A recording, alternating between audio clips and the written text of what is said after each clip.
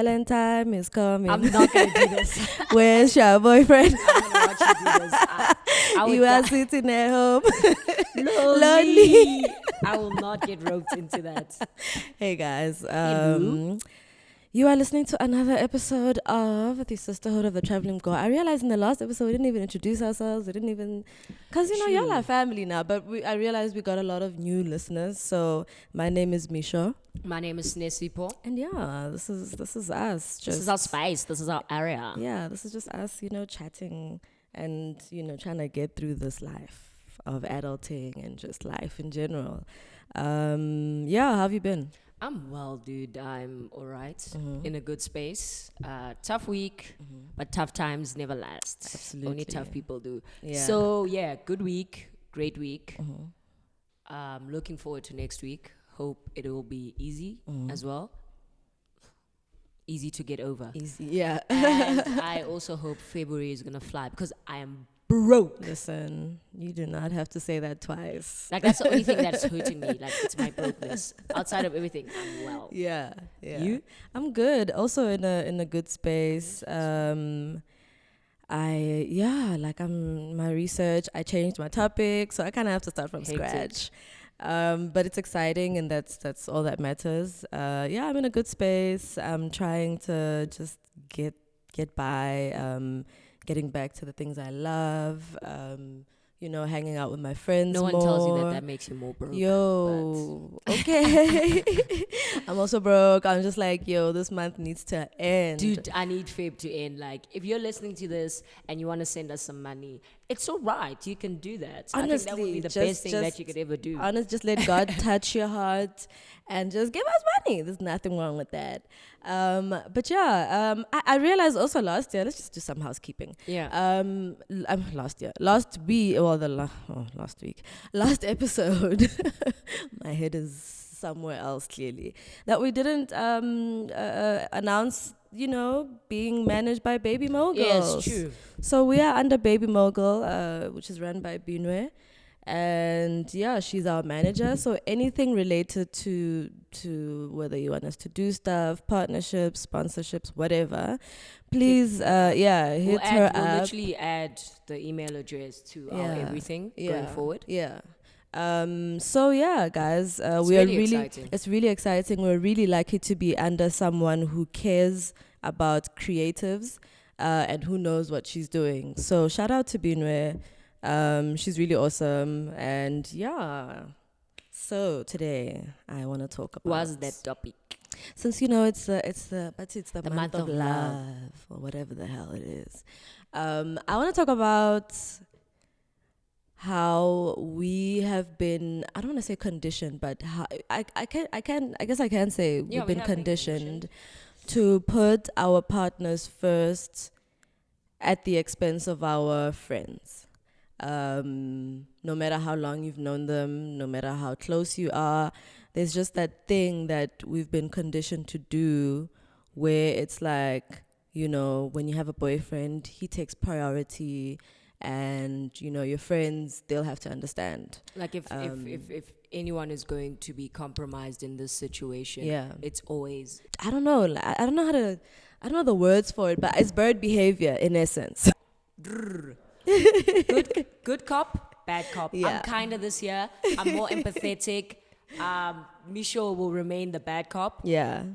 I don't know if it's fair to reduce it to like bird behavior. 100%. Yeah. We've just said like it's conditioning. Yeah. I also think it's that thing of, for the longest time we've been forced to believe that there's always that one ultimate relationship that 100%. must be prioritized above any other. Yeah. And that's very dangerous thinking. You see it in the way people have best friends, they have soulmates. Like it's such that compartmentalizing. Yeah. Yeah, or just like that priority hierarchy Yes, thing of like the exactly. people that you have in your life. Yeah. Like people have a favorite parent. Yeah. Like a favorite this, a favorite, it's, I don't know, that individualistic approach to like what matters most. Yeah. Or the idea that there must always be something that weighs more than another in every single situation. Which is just, it's very strange. Yeah, and it's also just, when you look at it in retrospect, it's kind of, I guess, unfair on everyone involved, including the people that you are putting on a pedestal. Yes. You know,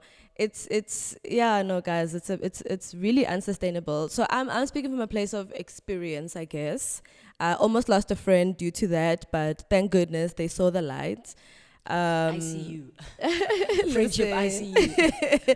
So yeah, I just want to talk about that. I want to talk about how we don't view friendships in a romantic sense, and not romantic sense as in like they require the same amount of maintenance. Yes, they require the same amount of love, the same amount of work, the same amount of respect. I don't think they should be put at the bottom in the place of a boyfriend or anyone, a partner, actually, or anyone. When it comes to friends, even like in terms of family, there's always this thing of my family comes first. Yeah. There's always something that comes before a friendship, when friendship is actually one of the things that you can be whole in. Like you can always be yourself from the jump in a true friendship. But in a relationship, there's so much compartmentalizing. Your family doesn't know you as well as your friend does, or your friends do in most cases. So it's like in the one place that is the most pure, I give these people the most shit. Like it's strange. Yeah, I've found myself in the past kind of being guilty of, you know, these people are like, they're my top, and it's like, I don't know. I mean, I don't know if it's linked to other things, but I'm definitely at my happiest now, acknowledging that everyone who's in my life is important, and they deserve the exact same amount of attention, the exact same amount of work, the exact same amount of just me that I can possibly give. Obviously, you know, life is set up very differently. Some people are closer to us in terms of location, others aren't. You know, there's that whole thing.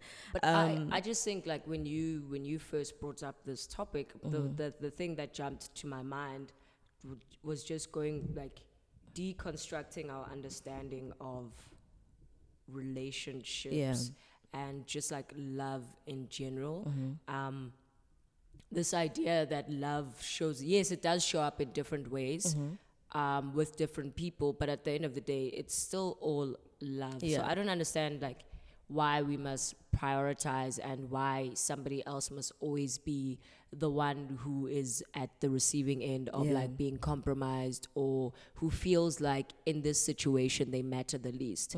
Like, it just blows my mind that we've been conditioned to believe that it doesn't matter how long we've known anyone else. As soon as this dynamic presents itself in my life, everything else surrounding me needs to change and accommodate it. And as soon as it's over, everything else surrounding me needs to change and accommodate that. It needs to just get back to normal, and everyone must just like act, you know, like everything is back to normal and nothing happened. And that's just not fair. And we also make that other person the bad person, but it's like you were enabling 100% that process. You were facilitating it as the person that we know. So it's just it's very strange. And I know that it's something that, how do you bring that up to a friend? Like, how do you flag that? How do you tell your friend, babes, like, I can see this is what's happening, and as your friends, we feel like this is not fair. This is not it. I don't know how I would have that conversation. I suppose, look, in my experience, when it did come up, it came up in a not so great way, because I think I had spent the entire time kind of being accommodating and understanding. So I was generally like, no, I understand, you know, you want to hang out with your boyfriend a lot more and whatever, which I suppose I was definitely, it's normal, but I think I was also at a fault, because even when I was feeling slightly uncomfortable, I kind of didn't say anything, because I was like, no, you know, I don't want to be like difficult and now like, you know, fighting for a place in someone's life with someone else. Sorry to interject. The weird thing is, like, when you think you don't want to be difficult, the person that's doing wrong is very comfortable with being difficult. Absolutely. It's so strange. Like, when people are doing shady shit, they are so comfortable with being the one that raises their discomfort. They're so comfortable with being the one that's complaining all the time. And you're there like, babes, like, I've been sitting in silence because I don't want to make things awkward. But here you are making it shake. And by virtue of speaking first, you believe that you're right. And there's nothing that you can rebut and say. Listen. But anyway. So like it in my situation, it kind of came out, that conversation, that sort of intervention came out of a place of very deep frustration and hurt. I was extremely hurt when you know, when the straw hit the camel's back. Yes. Or the camel hit the straw's back, one of those. And it came out, unfortunately, not violently, but it was just very, I would have preferred a different way. And so I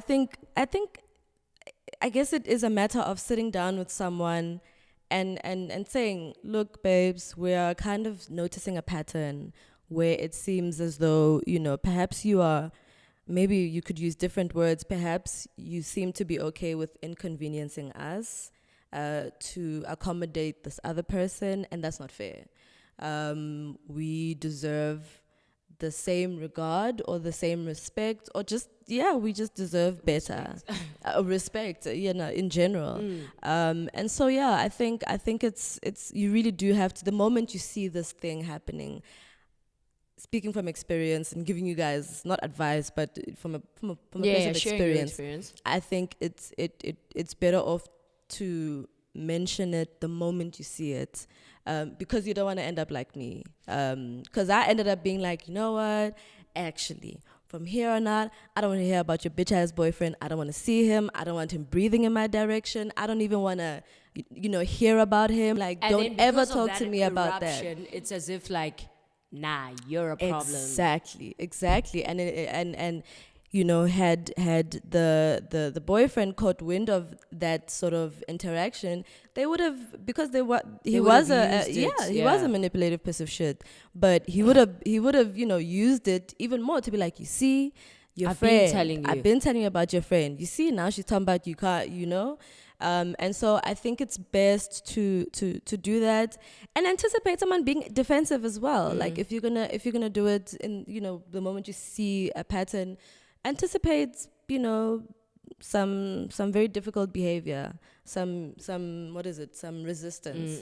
But it's also just like weird having to come to your friend, and you know, having to humble yourself and be like, so listen. So I feel left out. Like, meanwhile, your boyfriend has no problem being like, bitch, you are not spending more time with me. I want you to be around me all the time. You know, like, they don't have a problem. Like you were saying, the other person has no problem with being the you know. Yeah, like they have no problem with raising their grievances. Yeah. It's wild. It's like, really wild, yeah. But it's an extension of manipulation. 100%. Like that thing of, because I said it first, and that bullshit of when someone tells you how you made them feel, you can't tell them, sir, please. Nobody has the time for that. Like, you know how manipulative people have just taken that and gone with it. Yo, dude. Because like the creepiest thing, and it's really messed up. I was having this chat with my colleagues the other day. It's what therapy and just like all these conversations that are coming into the mainstream do on the other end of like helping people to identify red flags and empowering people to be healthier people in terms of how they relate to others and how they carry themselves. It also empowers abusers. Yeah. Because now they have tools. Like the flips, they have the tools. And they have the words. Manipulate people, and they have the words to use to say that something is X when they know that they are the ones who are doing X. You could find he's the one deliberately taking part in trauma bonding to keep you, and then you will want to talk about something and like, even gaslighting, like somebody can set you up for you to gaslight them. Like that example of when someone says, this is how you made me feel, you can't argue with that. Like when somebody says something that is not true at all, and you're like, dude, I don't understand where this is coming from. Then they're like invalidating their feelings. You're gaslighting you. And you're going to be like, you know, because of how we have come to understand these kind of interactions, when someone tells you you're gaslighting them, then you feel like okay, I need to. You must almost shut down. And it's like, no, you must be able to. And I think in a not in a healthy relationship, but in an adult relationship, I don't want to say like healthy. Friendship, family, everything. In a relationship, in fact, you must be able to say, I'm not invalidating your feelings, no. I acknowledge the way you feel. This is my perspective. But this is my perspective. This is what this is where I was coming from. Can we work with like the two different places and we meet each other and see in the middle? We can, because there's hardly ever a situation where both parties weren't wrong to some degree.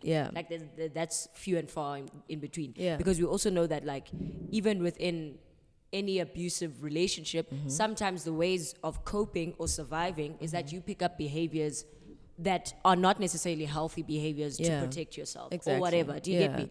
So it's like, I just feel like in friendship, one of the things that happen when partners are involved and the partner is now creating a friction within those friendships is that there's a lot of gaslighting that happens. And there's a lot of, because the other problem is that like, it's cool.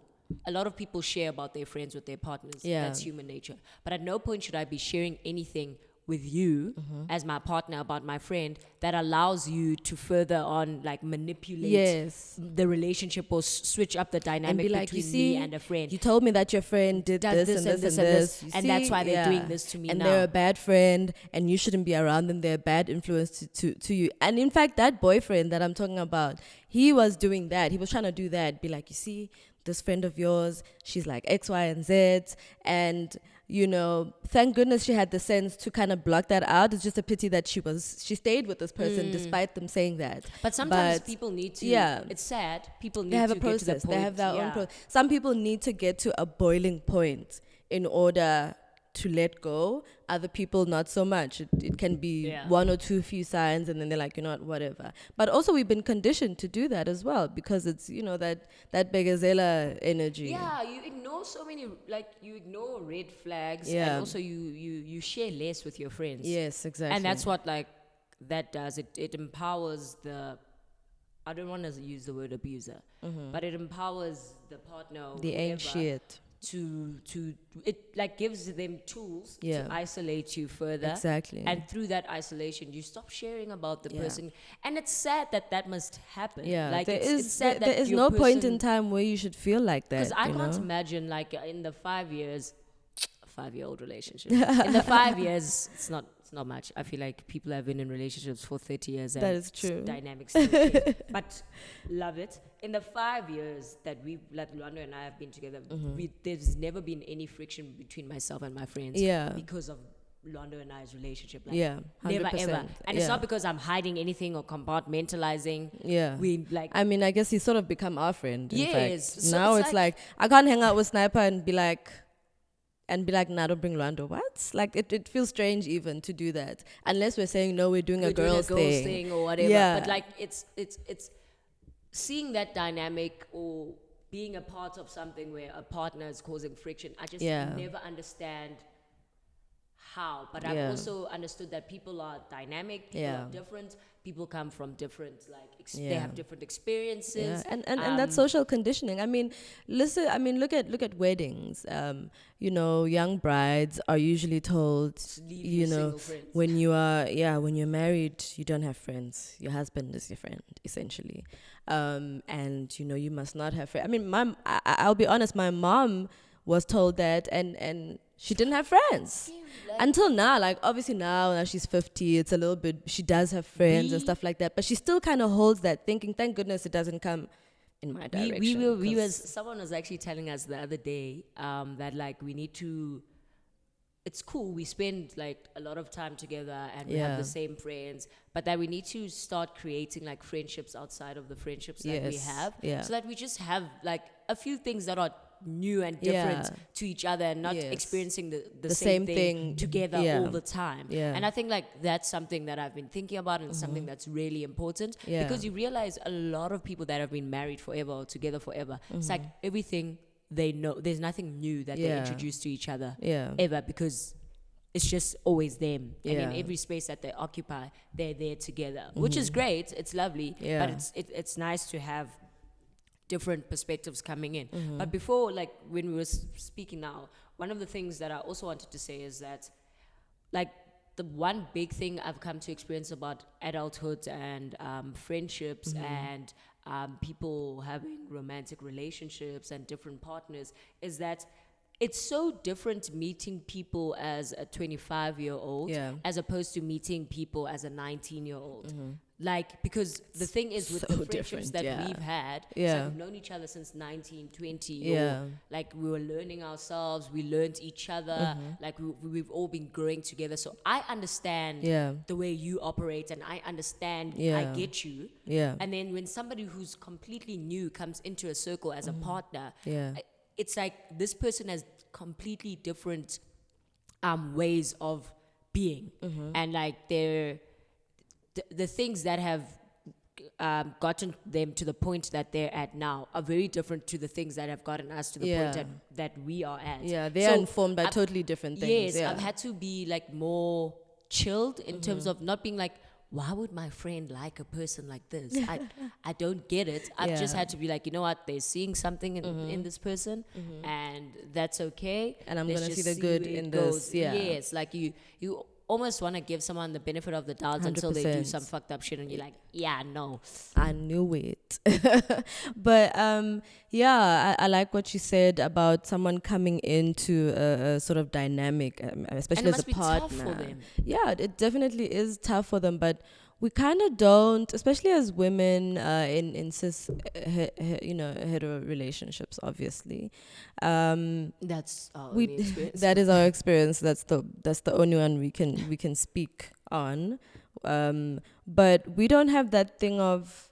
Although I don't want people to, when they have a partner or whatever, to be like, okay, this is the case. These are my friends, and this is how it is, and that's that on that. You at the same time, I don't want the partner to be like, okay, I'm new in your life. I need to, this and this, whatever, your friends. It should happen like naturally. Organically. 1, 2, on both ends, there must be a sense of understanding that, okay, this is a new person coming into this dynamic with my friends, and it might take them a while, or they might find it a bit weird in the beginning, but, give them time. On the other end, you must also be like, okay, my partner has had these people in her life for however long, or she values them in a certain way. I cannot now come and want her to leave them completely.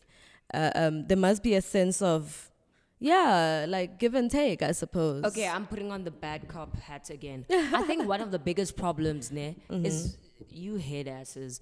Like, people literally get into relationships and they say shit like, nobody's ever understood me the way you do. Like, bitch, shut the fuck up. Shut the hell up. And that's why your head ass partners come through and they think they are the authority on you. And they can suddenly tell you shit about your friends and be like, nah, your friend this and this. They don't your friend's a bad person. Actually, because you are equipping them with that thing. Nobody has ever gotten me. Like, bitch. Like, guys, that like comment on their eyes, bro. Like, comment on their eyes.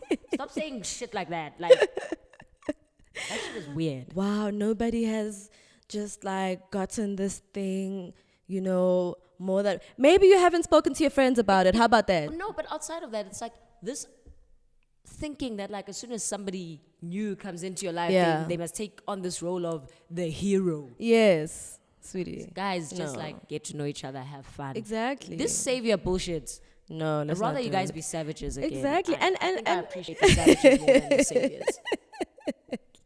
You definitely have on the bad cop hat today. But I actually agree with you on that. And also just an acknowledgement that these things take time. How are you telling someone 2 months in, nobody understands me? Girl, the way. I mean, not to quantify, I don't want to quantify the cycle of a relationship. I don't think it's linear. It's very different for different people.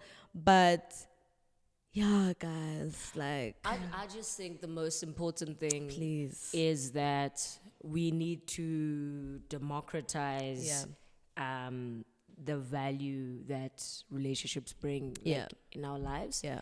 I need to make sure that my friends feel as valued as my partner does, as my family does. Those that matter in my family. And I also feel that what's crucially important is making sure that each time there's someone new in our lives, we're not bonding over the inadequacies of everyone else that's in our life, because that's not going to fix anything, bro. Like if your friends have inadequacies, if your family has inadequacies, at some point you need to deal with that with the people who you feel have those inadequacies. Exactly. Adding someone new and then it's me and you against the world is not gonna help. These friends are like this and this. Yeah, but you are like this. If y'all don't stop that bullshit. Guys, me and you against the world it has never worked for anybody. It leaves you lonely. Literally, because you become lonely in the situation that you're in. Exactly. Like, it's like when you minus everything else and everyone else, and it's just you what two. What so and so did and what Sansa. What is there? Yeah, nothing. What is there? You have nobody to look to. Not everything go to your boyfriend. Everything you go to your boyfriend. Come on, beloved, can you just? But that wasn't a drag. No. That was very empathetic. It came from the heart. It came from a very good place, guys. It really does come from a good place. Going forward, as a person in a relationship, 6 months. Yeah. This month is 7 months, in fact. 7 months. You see, we're growing, we're crawling. There's a baby like tooth. Yeah, coming through. we out here. Like at 6 months, I was like, oh, we dating. Cool. Have you integrated within their friends and?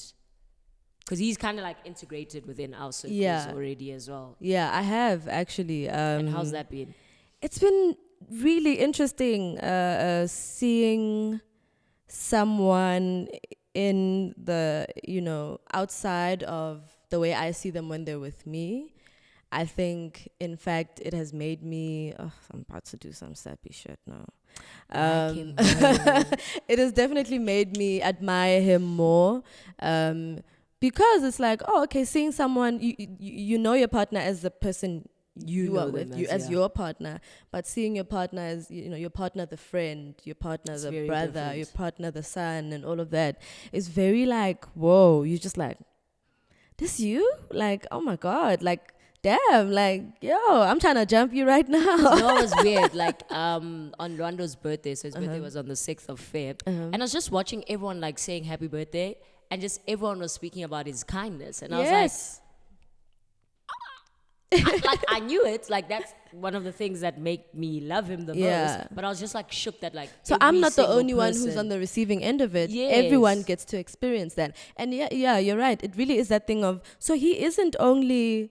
this way. Yeah, he's not only being nice to me, he's actually being nice to everybody. Because you do get those instances where people are, you know how completely it is. Different. It's terrible where people are nice to you, but outside they're terrible. They're a terrible person. Eventually it comes back. That's how it is. It always comes back. But yeah, just kind of seeing... that's the best part of watching, of integrating into their circles and into their lives, is really just being like, oh, okay, so this person's character is constant across all his relationships, not just this one. That's dope. And that's very admirable for me. That's like, okay, this person is actually consistent. There's no like, this person gets this special treatment. That person gets, there's a sort of sense of consistency. So please don't embarrass me. I just said really nice things. I just said really nice things about you. Don't embarrass me, please. I think the friends one, for me, because our relationship started when we were like so much younger, we've gone through so many cycles of friends. Obviously, like there's some constants, like Mlo in Lwando's life is like a constant. But we've gone through so many different cycles because as we grow, it's like we have different things that we prioritize and we have different things that are like and you shed some people. Yes, and you shed so many people because also you just realize that man, we're really not aligned. And it's like yesterday when we were talking about how hanging out with people, like today when I woke up, I was like, wow, I had such a good time last night because nobody that was there was making me feel guilty 100%. Or like implicit, like, you know, I wasn't being implicated in some shit by virtue of hanging out with this person or laughing with this person. And for the longest time, like, we had a situation in our friendship group where there was like I'll say it, there was a deadbeat, and all of us were being manipulated into thinking they're not. And that was like, every time you hang out with them, even though it's something that's not discussed, you feel bad. Like you if they're in your snaps, you feel bad. Like, you wake up the next day. What if someone's gonna send me a DM on some, also, you know, a deadbeat? Exactly, you feel bad. And I was like, I'm so proud of the place that we're at now, and the 100%. Friendships that we have, and it's the people really that matter to us. It's like, even like, you know, most girls are like, fuck, I hate my boyfriend's friends. But like, witnessing somebody grow and shed a lot of bullshit, and like seeing how dope and how like meaningful the relationships that they have with the people they have are, you're always like, wow. Like, from when we were younger to where we are now, it's so great. And it's important to like acknowledge that, because for a lot of people it's like, oh, we're always changing friends, always doing this, always doing this, but it's because you don't want to be in a space where friendship is just hanging out with each other anymore. So that's been the most interesting thing for me, like in terms of friendshipping and relationshiping, just seeing the changes in what you value and what you're willing to put, like, not like put up with, it sounds like a bad word, but the things that they're non-negotiables. Like, I cannot be in a friendship with someone who is cheating. I can't do that anymore. Like, the savage, it's like, it's cool, we're cool, but it cannot be. I cannot. I can't be friends with people because you're implicit. Because I am implicit. Exactly. I'm complicit rather. English lesson. The word is complicit. Not implicit. You've been saying implicit, but I meant from like. There's a dictionary right there. You can be implicated. Yes, implicated. That's I think that's the same thing for me. Like, I cannot hang out with people who cheat. Like, because I know exactly. Sometimes you don't know because people are dynamic. And they manipulate everybody around them also. That's the other thing. It's like, once you realize that someone, let's say you're in a friendship, once somebody is cheating on their partner or manipulating their partner, how like, I've always struggled with this. I don't feel good with being friends with that person. Like, I don't feel good with having them around me, because I'm like, okay, if Yena, she's a Popeye, like, what's happening with us? Like, are we the Popeye in certain things as well? And that's my take on that. Like, if you are okay with being someone who does this, and you know fully well that you've done this, and all you can say is, I've spoken to them, and we've had the chat, but you're still hanging out with them. For me, I'm like, surely at some point my time will come. I think eventually it becomes a thing of like, we are okay with having things around us, or people around us who do things that we might not be doing right now, but the day we know that we could do them, and the day that we do them, we also want people to be around 100%. us. So I don't know, man. Like, I think also, people don't think much of themselves. It boils down to boundaries as well. Kind of creating that thing of, I don't want someone like who's like this around me. I don't want a lot of people. And it seems like you're a messy person when you do shit like that. When you cut off people like that. But rather I be that. Like, dude, first and last I'm addressing this. Every time somebody's like, when's We The Net coming back? I have to fight the urge to be like, guys, do you understand? Like, no, there are people there that, like, from a moral perspective and from what makes me feel good, we can't hang out with them anymore. That's that on that. And so, guys, on that note, I think the key takeout for me from this conversation is like, boundary setting is very important. 100%. And it has to be verbal. It has people, it can no longer be. You need to drill it into the heads of the people around you. The important thing also is that once you set a boundary, you need to accept how people react to that boundary, 100%, and how people respect your boundary. Because it's a lot of people are flip-floppy. They want to set a boundary, and then all of a sudden it's like, but why? No, you set that boundary, and you stick to it. For me, what you're saying about the boundaries, you set a boundary and you stick to it, because in the end, you're only hurting yourself. Not just other people, you're hurting them as well, but you're mostly hurting yourself, compromising yourself. And it's literally about that thing of like what I was saying about people don't think they don't value themselves that much, because if you're so stressed about the mistakes that you could make in the future, that you need to make sure that you always have people. Dude, trust yourself. Like, just back yourself. And see yourself as deserving of having your boundaries respected. See yourself as deserving of having people you find to be good, or you find to have the same values as you do. There's no need for you to be around degenerate yourself, so that you can have people, even with the friendship thing and the relationship thing. Value yourself enough to demand what you deserve from a relationship. 100%. So that you don't sit there with negative feelings towards your friend when you could have walked away from the relationship when you realize that you cannot be met where you deserve to be met. Value yourself. That is, I think valuing yourself, value the people in your life. I won't say equally, but try. You know, there is no hierarchy. There shouldn't be a hierarchy in this thing. In how you express your feelings. Even if your feelings actually, I don't know how people even quantify that. Yeah. They just think about that. There shouldn't be a sort of sense of hierarchy. In as much as we're socially conditioned, we're not helpless.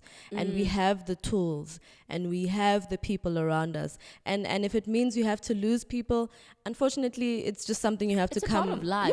Yeah, you lose people and new people come into your life. All the time. All the time, honestly. All the time. Because the more you hold on to other people, you even too scared to bring new people you're into blocking the thing, because there are these things that you're not happy with that are happening here. You're essentially blocking your blessings. And so let's not put hierarchies, guys, on our relationships. Obviously with the relationships that matter, of course, that is the clarification. But guys, take care of yourselves. At the end of the day, just take care of yourselves. Do what's best for you. Value yourself. It takes a lot of work. It really does. But we are here talking about it because we want what's best for ourselves. And we're actively trying, and we're encouraging you guys to do the same.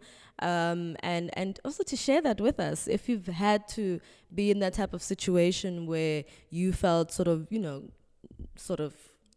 you're being left behind, or you're being like compromised all the time, how or did inconvenienced. You, how did you deal with that? How did you get through that? Share so other people can see, and they can perhaps use those tools. I think it's important that don't be like me. It's difficult to have conversations like this because it's always assumed that it's jealousy. Don't be scared of people. Bitch, ain't nobody jealous of your raggedy ass, dusty ass, bitch ass boyfriend. People weaponize jealousy. Musty ass nigga. What you're feeling is not jealousy. It really isn't, sweetie.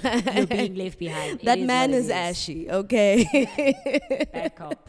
But anyway, on that note, please like, comment, subscribe, all that great stuff. Follow us on Instagram. Follow us on Twitter at Mgowo. Mgowo. Yes. And we're gonna also we're turning 1 in 25th in a few weeks. That's really, really awesome. But we might have something really exciting for that, but we'll talk about that when the time comes. But thank you guys so much. Enjoy your day. Thank you for listening. Bye. Bye.